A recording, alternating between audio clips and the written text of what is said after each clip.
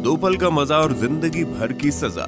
दोस्तों, क्या आपको पता है नूडल और चिप्स जैसी इन सारी पैकेट में बंद चीजों में सुअर की चर्बी को मिलाया जाता है? और क्या आपको पता है फैक्ट्री में काजू कैसे बनता है? अगर आप सोचते हैं कि काजू को डायरेक्ट पेड़ों से तोड़कर मार्केट में भेज दिया जाता है तो आप गलत हो, क्योंकि काजू का कच्चा फल जहरीला होता है। और क्या आपको पता है सप्लीमेंट बनाने के लिए जानवरों की हड्डियों का इस्तेमाल किया जाता है? अगर नहीं पता तो टेंशन नहीं लेने का, क्योंकि आज के वीडियो में हम आपको दिखाएंगे डेली लाइफ में इस्तेमाल होने वाली चीजें फैक्ट्री में आखिर कैसे बनती हैं। तो दोस्तों, फैक्ट्री का सफर स्टार्ट करने से पहले वीडियो को एक छोटा सा लाइक करके चैनल को सब्सक्राइब कर लो, क्योंकि ये वीडियो हमने बड़ी मेहनत से बनाई है। तो चलिए शुरू करते हैं। अपनी कुर्सी की पेटी बांध लीजिए, मौसम बिगड़ने वाला है। किशमिश मेकिंग प्रोसेस।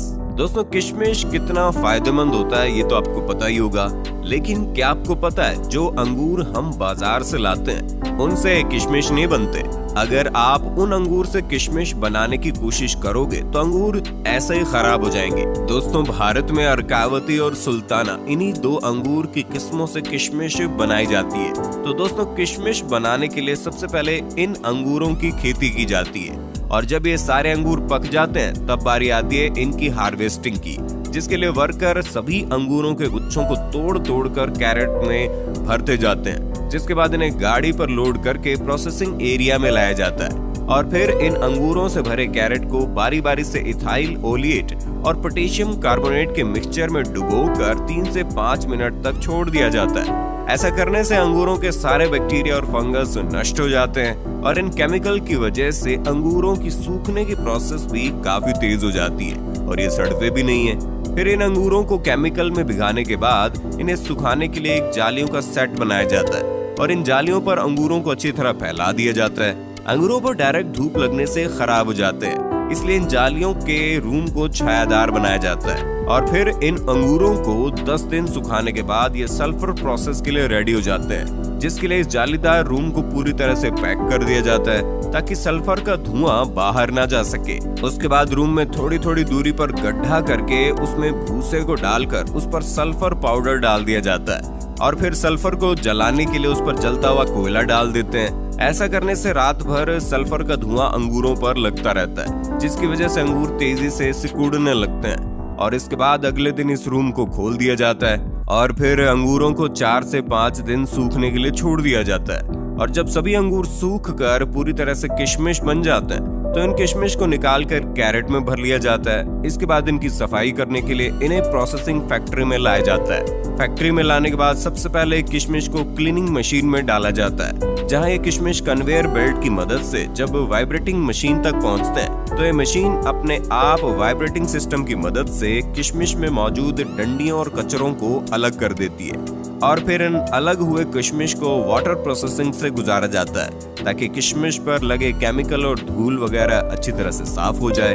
और क्लीनिंग पूरी तरह से कंप्लीट होने के बाद इन गीले गीले किशमिश को ड्रायर मशीन में सुखाया जाता है, और फिर किशमिश सूख जाने के बाद फाइनली इनकी पैकिंग करके इन्हें मार्केट में भेज दिया जाता है। Wine making process. दोस्तों, अब जब बात चली रही है अंगूरों की तो लगे हाथ ये भी देख लेते हैं कि इन्हीं अंगूरों से फैक्ट्री में वाइन आखिर बनती कैसे है। दोस्तों, ग्रेप वाइन के शौकीन लोग दुनिया के कोने कोने में मिल ही जाएंगे, लेकिन क्या आपको पता है जिस एक गिलास वाइन को पीने में आपको कुछ मिनट भी नहीं लगते, असल में उसे बनाने के लिए कितनी मेहनत की जाती है? दरअसल नई अंगूर की खेती के लिए अंगूर की सूखी बेलों का इस्तेमाल किया जाता है, जिसके लिए यहाँ बेस्ट क्वालिटी के अंगूर के पौधों को तैयार किया जाता है। सबसे पहले खेतों से सूखी बेलें इकट्ठी कर ली जाती हैं, उसके बाद उन्हें फैक्ट्री में लाया जाता है और एक ऐसी मशीन में डाला जाता है जिसमें बेल की टहनी के ऊपर से बेकार का झाड़ हटाकर उसे साफ सुथरा करके लंबी लंबी टहनियां बना ली जाती है। अब इन्हें इकट्ठा करके कारीगरों के पास भेज दिया जाता है। कारीगर इन टहनियों को एक सी लंबाई में काटकर इनके गट्ठर बना देते हैं। उसके बाद बारी आती है इनकी सफाई करने की, और इन पर से धूल, मिट्टी और बैक्टीरिया को साफ करने के लिए इन्हें एक ऐसे लिक्विड में डाला जाता है जो इन्हें साफ करने के साथ साथ जर्म्स फ्री भी बना देता है। अब काम शुरू होता है कलम बनाने का, यानी कि ग्राफ्टिंग का, जिसके लिए जो सबसे अच्छी क्वालिटी की टहनियां होती हैं उन्हें गांठ वाले हिस्से की तरफ से छोटे छोटे टुकड़ों में काट कर उन्हें उसी घोल में डालकर उनकी भी सफाई कर ली जाती है। उसके बाद एक मशीन की मदद से जिन टहनियों के गट्ठर बनाए थे उन्हें छोटे गांठ वाले टुकड़ों के साथ जोड़कर उनकी ग्राफ्टिंग की जाती है, जिसके लिए खास मशीन का इस्तेमाल किया जाता है। इस मशीन के ऊपर छोटे टुकड़े को फंसाया जाता है और नीचे लंबे टुकड़ों को रखा जाता है, जिसके बाद ये मशीन उस छोटे टुकड़े को लंबे टुकड़ों में फिक्स कर देती है और अब कलम बनकर तैयार हो चुकी है। अब इनमें नमी को बनाए रखने के लिए इन्हें सबसे पहले मोम के घोल में डाला जाता है। उसके बाद इन्हें इकट्ठा करके एक बॉक्स में डालकर ऊपर से लकड़ी का बुरादा डाल दिया जाता है। उसके बाद इनकी तराई की जाती है और महज 15 से 20 दिनों बाद जब इनमें अंकुर फूट जाते हैं और इनकी जड़ें निकल जाती है तो इन्हें उस बॉक्स में से निकालकर खेतों में रोपाई के लिए भेज दिया जाता है, जहाँ पर इनकी बेहतरीन देखभाल की जाती है और एक उम्दा किस्म की वाइन के लिए अंगूरों की फसल तैयार की जाती है। जब ये फसल पूरी तरह से तैयार हो जाती है तो प्रोसेस शुरू होता है वाइन बनाने का। इसके लिए सबसे पहले पके हुए काले अंगूरों को बेलों से तोड़कर इकट्ठा किया जाता है, फिर उन्हें फैक्ट्री में लाकर अच्छे से पानी से धोकर क्रशिंग मशीन में डाल दिया जाता है, जहां से शुरू होता है वाइन बनना। क्रशिंग मशीन में जो मिश्रण तैयार होता है उसमें अंगूर के छिलके और रस दोनों ही मिला हुआ होता है। अब जरूरत है इसमें यीस्ट और न्यूट्रिएंट्स मिलाने की। यीस्ट और न्यूट्रिएंट्स मिलाकर इसे 2-3 दिन के लिए फर्मेंटेशन के लिए छोड़ दिया जाता है। अब इस प्रोसेस के बाद बारी आती है वाइन में अल्कोहल मिलाने की। नॉर्मली वाइन में 15 से 20% अल्कोहल फर्मेंटेशन किया जाता है। उसके बाद बचे हुए अंगूरों को एक प्रेशर मशीन में डालकर 2 टन प्रेशर के साथ प्रेस किया जाता है। उसके बाद वाइन को छानकर एजिंग के प्रोसेस के लिए भेज देते हैं। वाइन एजिंग का प्रोसेस सालों में पूरा होता है, जिसके लिए तैयार वाइन को लकड़ी के बाइनरों में सालों तक स्टोर करते हैं। उसके बाद फाइनली वाइन रेडी हो जाती है और इन्हें पैकिंग करके मार्केट में भेजा जाता है। काजू मेकिंग प्रोसेस। दोस्तों, बच्चे हो या बड़े हो, काजू तो हर किसी को पसंद होता है, लेकिन क्या आपको पता है काजू कैसे बनता है? और अगर आपको ऐसा लगता है कि काजू को पेड़ों से तोड़कर डायरेक्ट मार्केट में भेज दिया जाता है तो आप गलत हो, क्योंकि काजू का कच्चा फल जहरीला होता है, इसलिए इसे प्रोसेस किए बगैर मार्केट में बेचा नहीं जा सकता। दोस्तों, काजू के फलों को कैशू एप्पल कहते हैं, जिसके निचले हिस्से में काजू का बीज होता है और इसी बीज के अंदर काजू होता है और इसके ऊपर वाले हिस्से से शराब बनाई जाती है। तो दोस्तों, इसे प्रोसेस करने के लिए काजू के फलों को पेड़ों से तोड़कर फैक्ट्री में लाया जाता है।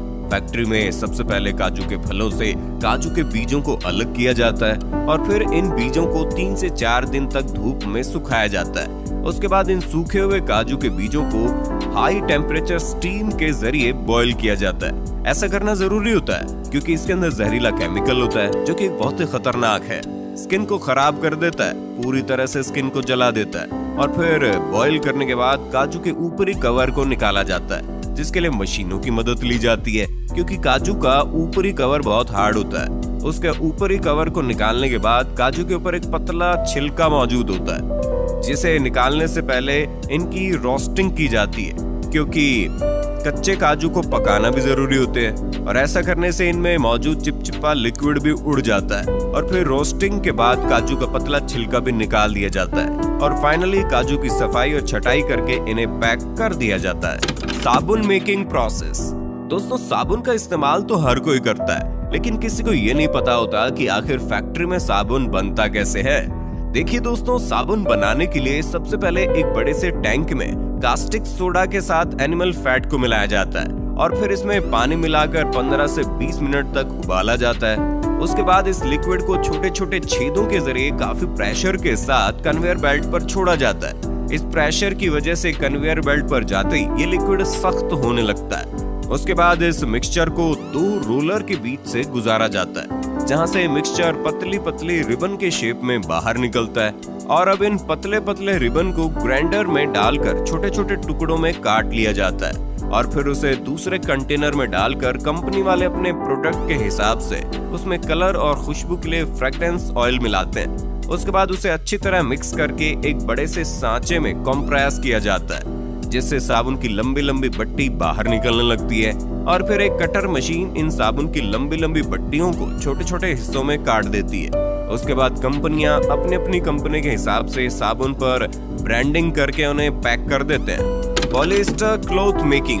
चलिए जानते हैं खराब प्लास्टिक से फैक्ट्री में कपड़ा आखिर बनता कैसे है। देखिए दोस्तों, खराब प्लास्टिक से कपड़ा बनाने के लिए सबसे पहले दुनिया भर से बहुत सारा खराब प्लास्टिक का मटेरियल फैक्ट्री में मंगवाया जाता है। उसके बाद इन सारे खराब प्लास्टिक के मटेरियल को कन्वेयर बेल्ट पर डालकर बहुत ज्यादा खराब प्लास्टिक को अलग कर दिया जाता है और फिर इन खराब प्लास्टिक के मटेरियल को एक क्रशर मशीन में डालकर क्रश किया जाता है। इसके बाद इस बारीक प्लास्टिक को गरम पानी में डालकर उबाला जाता है और जब ये प्लास्टिक बिल्कुल साफ हो जाती है तो एक छलनी की मदद से इन ऑफ